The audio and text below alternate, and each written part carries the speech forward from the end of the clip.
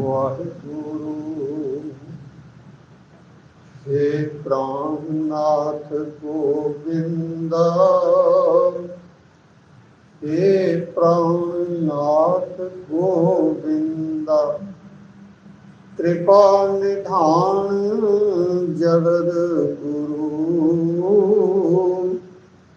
ये संसार ताप हरण करुणा मैं सब दुख हरो, हे शरण जोग दयाला, दीनानाथ मया करो, शरीर स्वस्थ कीन समय, नानक सिमरंत माधव। वाहिगुरु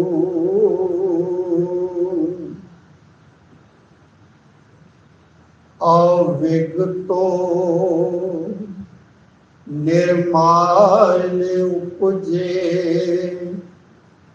निर्गुण ते सरगुण थिया, सतगुर परचय परम पद पाइय, साचै शब्द समाए लिया। धन धन सतगुरु श्री गुरु नानक देव महाराज जी की सिद्ध गोष्ठ बाणी।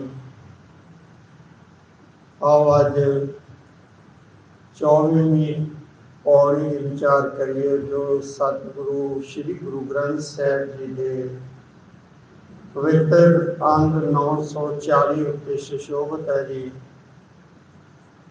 सतगुरु जी उपदेश करते हुए कह रहे हैं, अविगतो निर्मायल उपजे, निर्गुण ते सर गुण थिया।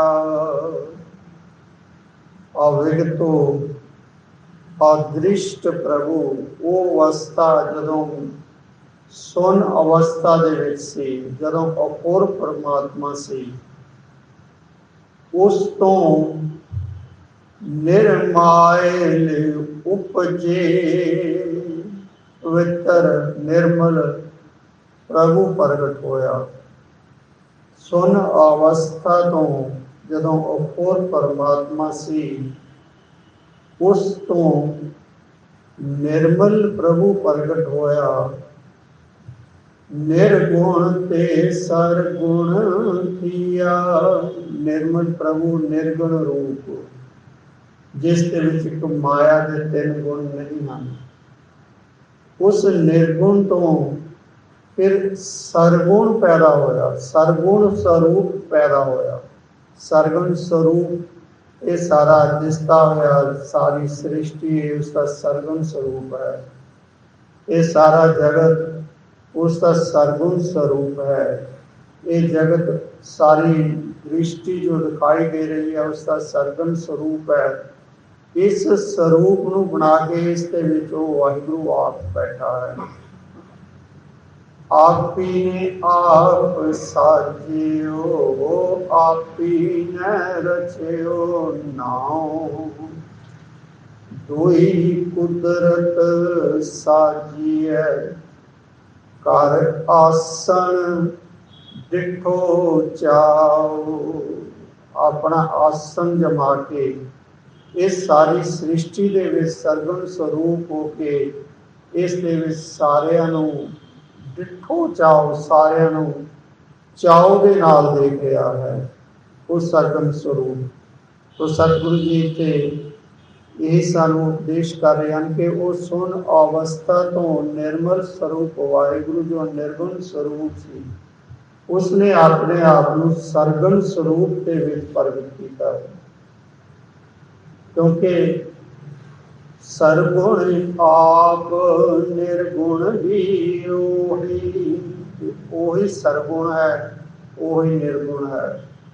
कला धार जिन सगली मोही, जिसने अपनी शक्ति पैदा करके सारे जगत को मोहिया हुआ है। वो सरगुण स्वरूप भी वो ही है, निर्गुण स्वरूप भी वो ही है। जिस तरह कि आप सोहला साहब के विच पढ़ते हाँ, सहस तव नैन नन नैन है तो को, तेरिया हजारां ही अखां सरगुण स्वरूप के विच, क्योंकि ये सारा जो सब देख रहे हैं उसदियां ही अखां हैं, उसदियां अखां दे नाल ही देख रहे हैं। पर जे उसनूं निर्गुण स्वरूप के विच लईए तां फिर उसकी कोई भी अख नहीं है।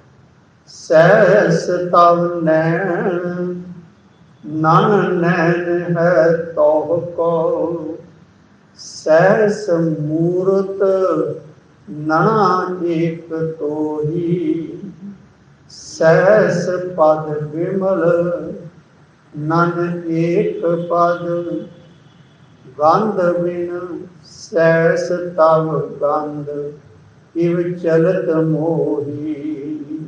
इस चलत ने, इस अचरज कौतक ने ही मैनू मोया हुआ है। वो निर्गुण स्वरूप ते इस जगत दे विच, इस जगत दे विच आसन ला के बैठता हर एक घट घट दे विच समाया सरगुण स्वरूप है। सतगुरु परचै परम पद पाइयै, साचै शब्द समाए लिया।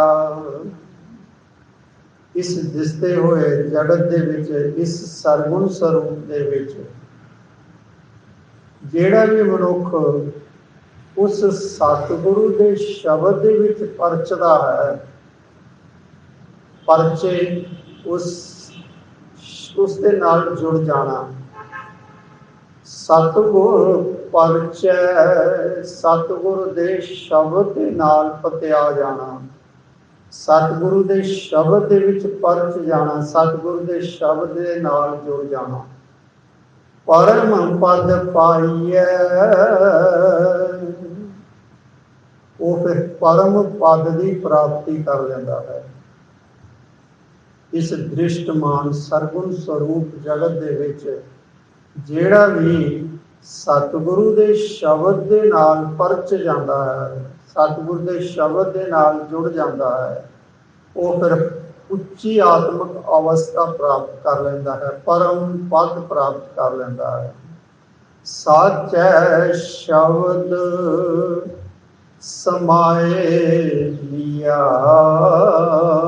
सच है वो सच्चा वाहिगुरु सदा रहन वाला शब्द, शब्द दे राही, क्योंकि दत्ते नूं सिहारी है, गुरु दे शब्द दे राही जेड़ा मनुख उस विच जुड़िया हुआ है, फिर वो साचा जो है उस जो गुरु दे शब्द दे राही उस नूं अपने विच लीन कर लेंदा है। वो साचा जो है गुरु दे शब्द दे राही उस मनुख नूं जिसका मन सतगुरु दे शब्द दे विच पतीज गया है, उस नूं अपने विच वाहिगुरु सदा रहन वाला वाहिगुरु अपने विच लीन कर लेंदा है। एक को सच एका जान, हऊँ मैं दूजा दूर किया। एहो जिहा मनुख जिसका के मन सतगुरु दे शब्द दे विच पतीस गया है, जो सतगुरु दे शब्द दे विच जुड़ गया है, वो फिर एक नूं ही सदा जानता है।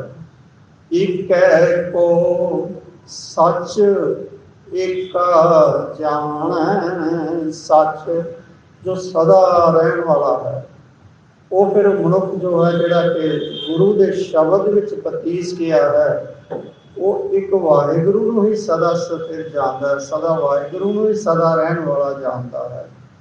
हऊँ मैं दूजा दूर किया, वो मनुख जो सतगुरु दे शब्द दे विच पतीजिया होया है, सतगुरु दे शब्द दे विच जुड़िया होया है, वो अपने अंदरों हौमे नूं दूर कर लेंदा है। ਦੂਜਾ ਭਾਵ ਦੂਰ ਕਰ ਲੈਂਦਾ ਹੈ। ਦੂਜਾ ਭਾਵ ਉਸ ਇੱਕ ਤੋਂ ਬਿਨਾ ਕਿਸੇ ਹੋਰ ਨੂੰ ਜਾਣਾ, ਕਿਸੇ ਹੋਰ ਦੂਜੇ ਨਾਲ ਜੁੜਨਾ, ਕਿਸੇ ਹੋਰ ਦੂਜੇ ਦੀ ਆਸ ਰੱਖਣੀ, ਉਹ ਦੂਜਾ ਭਾਵ ਆਪਣੇ ਅੰਦਰੋਂ ਗਵਾ ਦਿੰਦਾ ਹੈ। ਉਹ ਸਮਝ ਜਾਂਦਾ ਹੈ ਕਿ ਇੱਕੋ ਹੀ ਉਹ ਵਾਹਿਗੁਰੂ ਹੈ ਜੋ ਸਦਾ ਰਹਿਣ ਵਾਲਾ ਹੈ, ਉਹੀ ਸਭ ਨੂੰ ਦਾਤਾਂ ਦੇਣ ਵਾਲਾ ਹੈ। ਇਸ ਕਰਕੇ ਉਹ ਆਪਣੇ ਅੰਦਰੋਂ ਦੂਜੇ ਦਾ ਭਾਵ, ਦੂਜੇ ਦਾ ਆਸਰਾ, ਦੂਜੇ ਵੱਲੋਂ ਆਸਾਂ ਰੱਖਣੀਆਂ ਆਪਣੀਆਂ ਖਤਮ ਕਰ ਦਿੰਦਾ ਹੈ। ਸਿਰਫ ਇੱਕ ਵਾਹਿਗੁਰੂ ਦੇ ਨਾਲ ਹੀ ਜੁੜਦਾ ਹੈ। ਸੋ ਜੋਗੀ ਗੁਰ ਸ਼ਬਦ ਪਛਾਣੈ, ਅੰਤਰ ਕਮਲ ਪਰਗਾਸ ਥੀਆ। ਉਹ ਜੋ ਸਤਿਗੁਰੂ ਦੇ ਪਰ ਸ਼ਬਦ ਦੇ ਵਿੱਚ ਪਰਚਿਆ ਹੋਇਆ ਹੈ, ਸਤਿਗੁਰ ਦੇ ਸ਼ਬਦ ਦੇ ਨਾਲ ਭਤੀਜਿਆ ਹੋਇਆ ਹੈ, ਸਤਿਗੁਰ ਦੇ ਸ਼ਬਦ ਦੇ ਨਾਲ ਜੁੜਿਆ ਹੋਇਆ ਹੈ। ਸਤਿਗੁਰੂ ਜੀ ਕਹਿ ਰਹੇ ਹਨ ਸੋ ਜੋਗੀ, ਉਹ ਅਸਲ ਜੋਗੀ ਹੈ, ਉਹੀ ਉਸ ਵਾਹਿਗੁਰੂ ਦੇ ਨਾਲ ਜੁੜਿਆ ਹੋਇਆ ਹੈ। ਬਾਕੀ ਇਹ ਜੋਗੀ ਨਹੀਂ ਆ ਜੋ ਕੰਨਾਂ ਦੇ ਵਿੱਚ ਮੁੰਦਰਾ ਪਾ ਕੇ, ਖਿੰਥਾ ਪਾ ਕੇ ਅਤੇ ਹੱਥ ਵਿੱਚ ਕੱਪੜ ਲੈ ਕੇ ਮੰਗਦੇ ਫਿਰਦੇ ਨੇ, ਉਹ ਜੋਗੀ ਨਹੀਂ ਹੈ। ਜੋਗੀ, ਅਸਲੀ ਜੋਗੀ ਇਹ ਜੋਗੀ ਹੈ ਜੋ ਉਸ ਵਾਹਿਗੁਰੂ ਦੇ ਨਾਲ ਜੁੜਿਆ ਹੋਇਆ ਹੈ, ਜਿਸ ਦਾ ਮਨ ਸਤਿਗੁਰੂ ਦੇ ਸ਼ਬਦ ਦੇ ਨਾਲ ਪਤੀਜ ਗਿਆ ਹੈ, ਜੋ ਸਿਰਫ ਇੱਕ ਉਸ ਵਾਹਿਗੁਰੂ ਨੂੰ ਜਾਣਦਾ ਹੈ, ਜਿਸ ਨੇ ਆਪਣੇ ਅੰਦਰੋਂ ਹਉਮੈ ਦੂਰ ਕਰ ਲਈ ਹੈ ਅਤੇ ਜਿਸ ਨੇ ਆਪਣੇ ਅੰਦਰੋਂ ਦੂਜੇ ਦਾ ਭਾਵ ਖਤਮ ਕਰ ਲਿਆ ਹੈ, ਉਹ ਜੋਗੀ ਹੈ। ਗੁਰ ਸ਼ਬਦ ਪਛਾਣੈ, ਸੋ ਇਹੋ ਜਿਹਾ ਜੋਗੀ ਗੁਰੂ ਦੇ ਸ਼ਬਦ ਨੂੰ ਪਛਾਣਦਾ ਹੈ, ਗੁਰੂ ਦੇ ਸ਼ਬਦ ਦੇ ਨਾਲ ਜੁੜਦਾ ਹੈ, ਗੁਰੂ ਦੇ ਸ਼ਬਦ ਦੇ ਨਾਲ ਹੀ ਸਾਂਝ ਪਾਉਂਦਾ ਹੈ।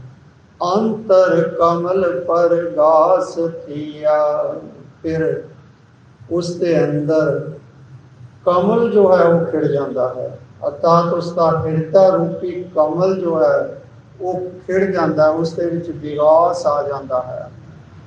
ਜੀਵਤ ਮਰੈ ਤਾਂ ਸਭ ਕਿਛ ਸੂਝੈ, ਅੰਤਰ ਜਾਣੈ ਸਰਬ ਦਇਆ। ਜਿਹੜਾ ਇਸ ਜਗਤ ਦੇ ਵਿੱਚ ਰਹਿੰਦਾ ਹੋਇਆ ਜੀਵਤ ਮਰਦਾ ਹੈ, ਜੀਵਤ ਮਰਨਾ ਆਪਣੇ ਅੰਦਰੋਂ ਹਉਮੈ ਨੂੰ ਖਤਮ ਕਰ ਦੇਣਾ, ਉਹ ਜੀਵਤ ਮਰਨਾ ਹੈ। ਜਿਹੜਾ ਇਸ ਜਗਤ ਦੇ ਵਿੱਚ ਰਹਿੰਦਾ ਹੋਇਆ ਹਉਮੈ ਨੂੰ ਖਤਮ ਕਰਕੇ ਜਿਉਂਦਾ ਹੀ ਮਰਦਾ ਹੈ, ਤਾਂ ਸਭ ਕੁਛ ਸੂਝੈ, ਤਾਂ ਉਸਨੂੰ ਇਸ ਜੀਵਨ ਦੇ ਹਰ ਇੱਕ ਪਹਿਲੂ ਦੀ ਸਮਝ ਪੈ ਜਾਂਦੀ ਹੈ। ਇਸ ਜੀਵਨ ਦੀਆਂ ਔਖੀਆਂ ਜੋ ਵੀ ਦੁੱਖ ਸੁੱਖ ਉਹਨਾਂ ਸਾਰਿਆਂ ਦੀ ਸਮਝ ਪੈ ਜਾਂਦੀ ਹੈ। ਉਹ ਫਿਰ ਇਸ ਜੀਵਨ ਨੂੰ ਗੁਰੂ ਦੇ ਨਾਲ ਜੁੜ ਕੇ ਹੀ ਬਿਤਾਉਂਦਾ ਹੈ। ਅੰਤਰ ਜਾਣੈ ਸਰਬ ਦਇਆ, ਅੰਤਰ ਆਪਣੇ ਅੰਦਰ, ਆਪਣੇ ਮਨ ਦੇ ਅੰਦਰ ਫਿਰ ਉਹ ਸਾਰਿਆਂ ਦੇ ਨਾਲ ਦਇਆ ਕਰਦਾ ਹੈ, ਸਾਰਿਆਂ ਦੇ ਉੱਪਰ ਦਇਆ ਨਾਲ ਦੇਖਦਾ ਹੈ, ਸਾਰਿਆਂ ਦੇ ਉੱਪਰ ਦਇਆ ਦ੍ਰਿਸ਼ਟੀ ਨਾਲ ਦੇਖਦਾ ਹੈ, ਸਾਰਿਆਂ ਦੇ ਨਾਲ ਦਇਆ ਕਰਦਾ ਹੈ। ਨਾਨਕ ਤਾਂ ਕੋ ਮਿਲੈ ਵਡਾਈ, ਆਪ ਪਛਾਣੈ ਸਰਬ ਜੀਆਂ। ਫਿਰ ਇਹ ਨਾਨਕ ਸਤਿਗੁਰੂ ਜੀ ਉਪਦੇਸ਼ ਕਰ ਰਹੇ ਹਨ, ਤਾਂ ਕੋ ਮਿਲੈ ਵਡਾਈ, ਉਸ ਨੂੰ ਫਿਰ ਜਗਤ ਦੇ ਵਿੱਚ ਵਡਿਆਈ ਮਿਲਦੀ ਹੈ। ਜਿਹੜਾ ਕਿ ਹਉਮੈ ਨੂੰ ਮਾਰ ਕੇ ਜਿਉਂਦਾ ਹੀ ਮਰ ਜਾਂਦਾ ਹੈ ਅਤੇ ਸਾਰਿਆਂ ਨੂੰ ਦਇਆ ਦੇ ਨਾਲ ਦੇਖਦਾ ਹੈ। ਤੇ ਸਤਿਗੁਰੂ ਕਹਿੰਦੇ ਹਨ ਤਾਂ ਕੋ ਮਿਲੈ ਵਡਾਈ, ਤਾਂ ਫਿਰ ਉਸ ਨੂੰ ਜਗਤ ਦੇ ਵਿੱਚ ਇੱਜ਼ਤ ਮਿਲਦੀ ਹੈ। ਆਪ ਪਛਾਣੈ ਸਰਬ ਜੀਆਂ, ਅਤੇ ਜੋ ਉਸ ਦੇ ਅੰਦਰ ਆਪਣੇ ਅੰਦਰ ਜੋਤ ਜਗ ਰਹੀ ਹੈ, ਉਹ ਵਾਹਿਗੁਰੂ ਦੀ ਜੋਤ ਜੋ ਉਸ ਦੇ ਆਪਣੇ ਅੰਦਰ ਹੈ, ਉਹੀ ਸਾਰਿਆਂ ਦੇ ਵਿੱਚ, ਉਹ ਸਮਝਦਾ ਕਿ ਸਾਰਿਆਂ ਦੇ ਵਿੱਚ ਉਹੀ ਜੋਤ ਜਗ ਰਹੀ ਹੈ। क्योंकि सब दे विच तां इक्को ही जोत है, घट घट दे विच उही समाया होया है। फिर वो मनुख जो जीवित मरदा है, हौमे नूं मार के जीवित मरदा है, सारियां दे उत्ते दया करदा है, उसनूं फिर इस जगत दे विच इज्जत मिलदी है अते वो ये पछाण लैंदा है कि सारियां दे विच इक्को ही जोत जग रही है। सब में जोत जोत है सोए, इस दे चानण सब में चानण होए।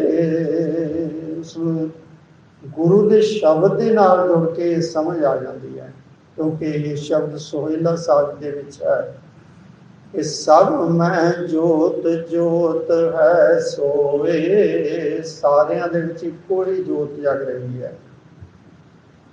इस दै चानण सब में चानण होए, वो ही जोत दे नाल सारियां दे अंदर आत्मिक प्रकाश हुंदा है। वही जोत करके ही सारे जगत दे विच जीवित हैं। जदों वो जोत विचों निकल जाती है तां ये मनुख इस जगत दे विचों खत्म हो जाता है, इसकी मौत हो जाती है। तो सतगुरु जी इस पौड़ी दे विच सानू सतगुरु दे शब्द दे नाल जुड़न की तरीक करते हैं। सतगुरु दे शब्द दे नाल जुड़न की तरीक करते हैं। जिस तरह कि कल की पौड़ी दे विच सतगुरु जी ने सानू समझाया से, उपदेश दिता से कि नानक दूजी कार न करनी, कि गुरु के वचनों तो सिवाय जुड़न दे होर कोई कार नहीं करनी। गुरु के शब्द तो जुड़न तो बिना होर कोई इहो जिहे काम नहीं करना। तो इत्थे भी सतगुरु जी सानू यही समझा रहे हैं, सतगुर परचै परम पद पाइए, कि सतगुरु के शब्द दे विच जदों साडा मन पतीज जाता है, साडा मन जुड़ जाता है, साडा मन उस शब्द की विचार करके उस शब्द के अनुसार अपना जीवन ढालता है, फिर वो परम पद की प्राप्ति कर लेता है। वो उस अवस्था ते पहुँच जाता है जो सब तो उच्ची अवस्था है। तो सतगुरु कृपा करन असीं शब्द दे नाल जुड़िए। शब्द गुरु की बाणी, गुरु की बख्शी हुई अमृत बाणी जो है, ये शब्दों का भंडार है। इस शब्दों के नाल जुड़ के असीं भी उस परम पद की प्राप्ति कर लीए। वाहिगुरू जी का खालसा, वाहिगुरू जी की फतेह।